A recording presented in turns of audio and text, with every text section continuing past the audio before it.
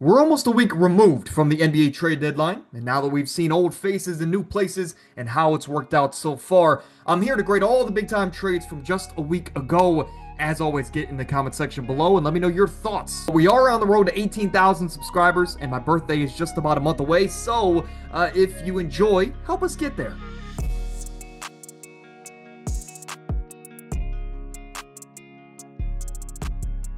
Now, of course, the biggest trade was James Harden getting shipped from LA to Cleveland. My Cavaliers got a big time name, not named LeBron James. It was a crazy time to be in, but James Harden has fit in seamlessly with my Cleveland Cavaliers. And to be honest, I wasn't the biggest fan of this trade when it first happened. But for the Clippers, we'll talk about them first. They get Darius Garland and a 2026 second round pick. That is the overall premise of the trade. And for Darius Garland, as long as you can figure out this toe situation, figure out what shoes are best for Darius Garland, you're going to have this guy for the next 5 to 10 years, and he's a foundational building block for the next era of Clippers basketball. So I love that addition for a player in return of James Harden that the Clippers only would have had for another year or maybe even 6 months if he wanted out this offseason. Now, for the Cavaliers, I didn't like this trade at first because, well, we would have Garland for the next 5 to 10 years, Harden probably the next year and a half. And honestly, we both know that both of these guys are not playoff elevators. However, seeing how James Harden has fit next to Donovan Mitchell, seeing how he's elevated guys like Jarrett Allen and his effectiveness on the offensive side of the ball and court here early on in just the 2 games, it's been fun to watch. And to see that Donovan Mitchell doesn't have to be Superman on a nightly basis and we can still have an effective closer, it's refreshing here in Cleveland. Again, not named LeBron James to have a closer. It's fun to watch. So for James Harden and the Cavaliers, I give this trade an A. It speeds up the timeline. It doesn't allow us to settle as a roster in an organization. We are trying to take advantage of this wide open East. And for the Clippers, you are building towards the future and a new era of Clippers basketball. So I also give you an A, but slightly down, an A minus, because we don't know the severity and if Darius Garland's ever going to come back and be fully healthy from this toe. Now let's talk about the plethora of Chicago Bulls guard trades, because this first one made sense at the beginning, though it was a bit of a questionable trade even at that time.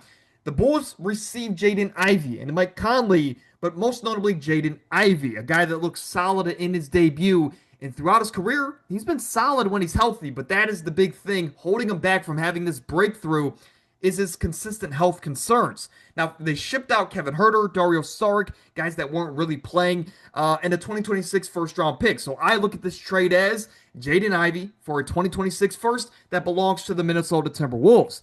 So a late first for Jaden Ivey, you're taking a shot in the dark on a guard that could break through, that could blossom in a wide-open, faster-paced offense like the Chicago Bulls. In that sense, I don't hate it.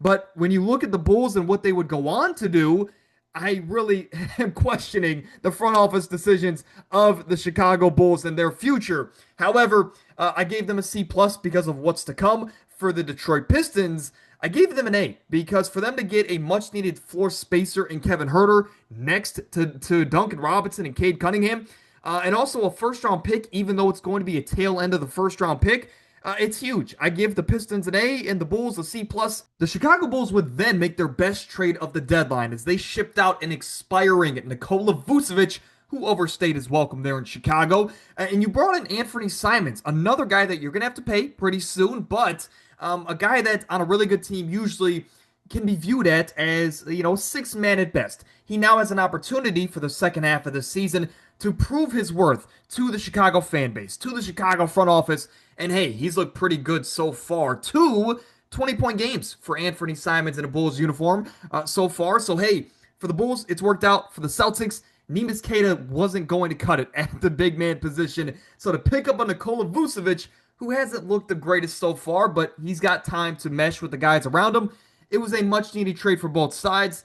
And ultimately, both of them get a B, B-. Now, on paper, this is not a bad trade for the Chicago Bulls, but this came at the end of the deadline, and I just didn't understand why, because at this point, you already picked up Jaden Ivey, you already picked up Anthony Simons, Why in the world would you trade for Colin Sexton? They traded Kobe White, who is the far better version of Colin Sexton, Mike Conley, and 3 second-round picks for aforementioned Colin Sexton and Ousmane Dieng. Now, Ousmane Dieng doesn't get a lot of playing time. He hasn't even played yet for the Bulls, if I if I can remember right. But he's a nice younger big man. He's a guy that he could be a project pick for the future. But to trade Kobe White, who is on an expiring, for Colin Sexton, who you might have for another year, I guess I understand the vision. But at the same time, Kobe White wanted to be in Chicago. Why not just pay a guy that's been a very underrated player for you for the last couple of seasons? So it's not the fact that you traded for Colin Sexton. It's the fact that at this point, you are now trading for a lesser version of the player that you had, and you're bringing in yet another guard that is really not. You don't have a lot of forwards and a lot of bigs on the Chicago Bulls roster. So that's where I'm like, hey, you have 7 guards on your roster. You're not balancing it at all. And then instead of making a trade for, let's say, a big man around the league, you trade for Colin Sexton. So that's why I gave the Bulls a D for this trade. And for the Hornets, I gave him an A. You got Kobe White, who's going to fit super well in this fast-paced offense that likes to get up and down. And you're also getting 3 second-round picks. I love it. They get an A. The Bulls get a D. And finally, the Bulls would make another guard trade, as they would trade for Rob Dillingham in 4 second-round picks in return for an Ayu Dosunmu. Now, for Ayu Dosunmu and the Minnesota Timberwolves, they shipped out Mike Conley. Of course, now he's going to return to the roster. But for Ayu Dosunmu, he needed a fresh start, and he goes to the Minnesota Timberwolves, and he's looked very solid in his first 2 games. He gives them a lead guard. Rob Dillingham is a younger option that hasn't panned out for that Timberwolves team that is trying to compete now, and they just couldn't wait any longer for Rob Dillingham to find his stride. So for Minnesota, you're shipping out second-round picks and a guard that hasn't worked out. So I gave you an A-, and as you've gotten Ayu Dosunmu, who could fit a lot of voids right now. And for the Bulls, I gave them a B+ for this one because he is such a young player. He was a top 10 pick in the draft, and you were also getting 4 second-round picks on top of it. So for the Bulls, it works with the youth movement. For the Timberwolves, it works to contend now. So both teams get a very good grade, but I give the slight edge to the Timberwolves. Now, I think one of the funnest trades at the deadline was with Jaren Jackson Jr., out of nowhere, getting shipped from Memphis to Utah, of all teams. And we'll start with them as Utah. At first, you're like, why in the world are they trading for Jaren Jackson Jr.? Aren't you trying to get one of these top picks in this upcoming draft? Well, I think they still can do that. But on paper, you now have a very talented front court with Lauri Markkanen, Jaren Jackson, and Walker Kessler, which, by the way, they've looked great together in the sample size that we've seen. I think they've played 3 games together so far. Again, they've looked great under Will Hardy. But you also have a guy like Keontae George, who is coming into his own, one of the most underrated guards in the league, next to Ace Bailey. All of a sudden, when you look at the outlook of this team, next year, they can use this ramp-up period of starting here for the rest of the season. But next year, they could be a play-in / sneakily a playoff team if they can find their stride now and carry that over into the new year. Now, for the Grizzlies, you got Walter Clayton. Now, when this trade happened, I immediately thought, hey, the trade value for John Morant is not where they wanted it to be. So they're selling high on Jaren Jackson Jr., getting 3 first-round picks. So when they go to trade a guy like John Morant, they aren't expecting much in return. Of course, you're not trading him for a bag of chips, but you get the picture. They weren't going to get 3, 4, 5 first-round picks for John Morant. At least I'm assuming that's what they were hearing around the league. But instead, you didn't ship off John Morant. You bring in 3 depth wings, Walter Clayton Jr., who has played very good this year for Utah, and 3 first-round picks. I like it for Memphis because you are obviously seeing the writing on the wall. You are not going to contend yet again in this Western Conference with your current core, so take a bit of a step back. And again, for Utah, let's set an identity under Will Hardy. Let's not just continue to be this 13th seed in the West. And I love the trade for both sides. So both of them get an A. I'm actually going to give the edge to Memphis as they get an A+, because for Utah, there's no guarantee that you're actually going to contend at a very high level in a loaded Western Conference. Another big name on the way was Anthony Davis, as Washington a few weeks ago traded for Trae Young, and he got shut down for the rest of the season. They added on to that. They traded for Anthony Davis in return for Chris Middleton, A.J. Johnson, 2 first-round picks, and 3 second-round picks. And for that package, I say, why not? I say, hell yeah. I say Anthony Davis for that package, it's an automatic A in my books. They also received D'Angelo Russell, who is probably going to get moved, and Jaden Hardy, who's a very nice underrated scoring guard. For Dallas, I gave him a D for this trade because I love the idea of Anthony Davis and Cooper Flagg just being a defensive monster duo for the next couple of years. I understand the health concerns, but you have Kyrie Irving returning here either at the end of this year or next year. So why not at least test out the trio of Kyrie, AD, and Cooper Flagg? That is my concern. I didn't see any reports of Anthony Davis wanting out of Dallas. So I gave him a D, man. I think they should have just kept their core and gave Cooper Flagg the best group around him so they can compete at a very high level, especially as Cooper Flagg grows into his own. So for Washington, just like Utah, you're finding and you're building an identity, so I give you a high grade for that. But for Dallas, I really don't get it, man. A lot of questionable trades in the last year and a half. Now the vibe gets better in Oklahoma City as they traded for Jared McCain, and well, what did they give up? One of their 21st round picks and 3 second round picks. Pennies on a dollar as you're taking a shot on a guy that was in the Rookie of the Year race just a few months ago. Let's not forget that without this injury that Jared McCain has been dealing with, he was one of the funnest rookies of last season. So the Thunder are taking a shot in the dark, buying low on a player that they could see as a rotational bench piece. For Philly, in their minds, they're selling very high on a Jared McCain, who obviously, if in return for a first-round pick that's going to be a late first and 3 seconds, they obviously didn't think Jared McCain would get any better. So I guess for both sides it works out. I don't think Jared McCain is a game changer in any sense of the word. But for the Thunder, I think it makes a lot of sense, especially with the Shea injury. And for the Sixers, you hit a bit of a reset. So both teams get a B in my book. Now with the Jimmy Butler injury, the Golden State Warriors needed to do something. And the obvious trade piece was Jonathan Kuminga. They've been going in and out. Are we going to trade him? Are we going to use him? Are we going to bench him?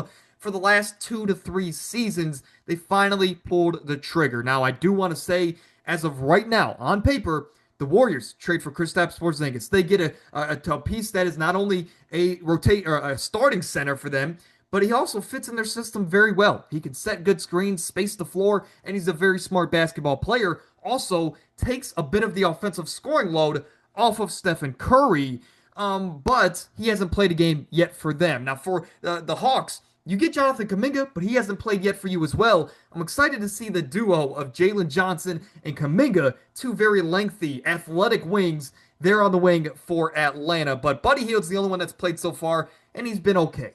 Now, I think Lakers fans will tell you this was the trade of the deadline, not because of the names involved, but maybe it also is because Lakers fans hated Gabe Vincent, and for them to ship off Gabe Vincent and a second-round pick years down the line in return for a guy that can not only provide at a high level for you, he could be a starter on some nights because he's that good of an outside threat. Luke Kennard, of course, is now a Los Angeles Laker, has only played okay so far, a guy that is definitely not a two-way player, so they're going to have to work around that.